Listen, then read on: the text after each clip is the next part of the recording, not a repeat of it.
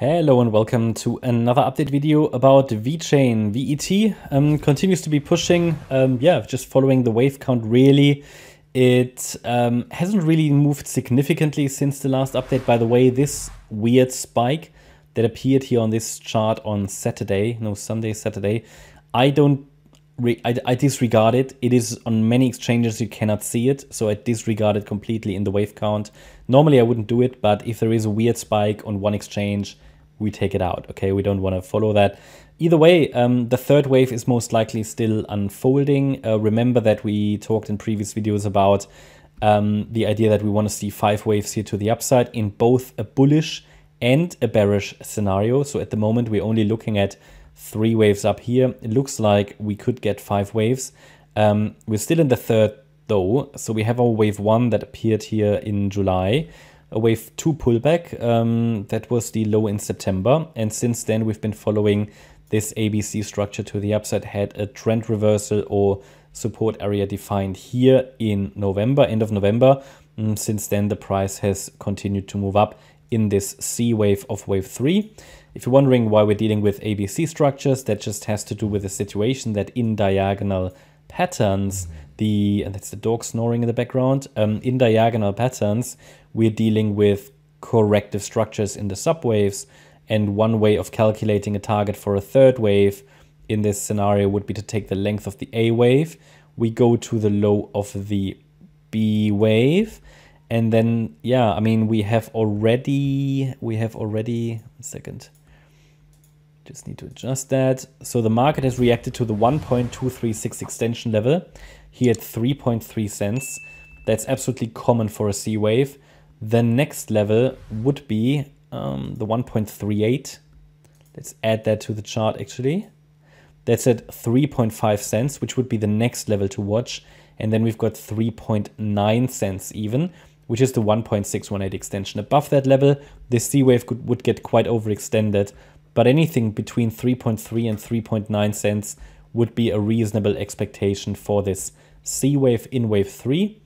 In addition to that, we can use these Fibonacci extensions here, which are measured by taking the length of waves 1 and 2. So it's just a general target for the third wave. They are both valid ways of measuring targets of a third wave. And based on that, the third is now pretty much overextended, which is fine. Can still extend higher if it needs to, but it's done what it needed to do, absolutely. Minimum targets were reached, sort of the ideal targets, and the 1.618 and the 1.38 here were ideal, around 2.7 and 3.08 cents. But it can always go higher until we get first evidence that a wave 4 has started. But for now, the trend still appears to be up, but obviously the risk increases that now a wave 4 can start at some point.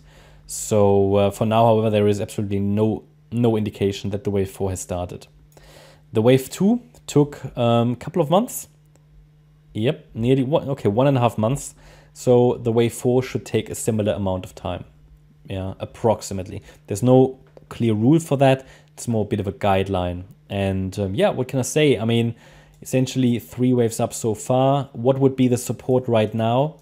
So that gives you the level that needs to hold really to remain focused on this potentially still unfolding diagonal pattern and wave 4. So this would be the support area. The problem is because we're dealing with a diagonal, I have to use the 61.8 Fib level, which is quite far away. But it doesn't mean we have to go there. It just means we have to, in a diagonal, give it a little bit more space. And support is at 2 cents. So, but that's not a very reliable support. Better would be if it's holding the 50% retracement.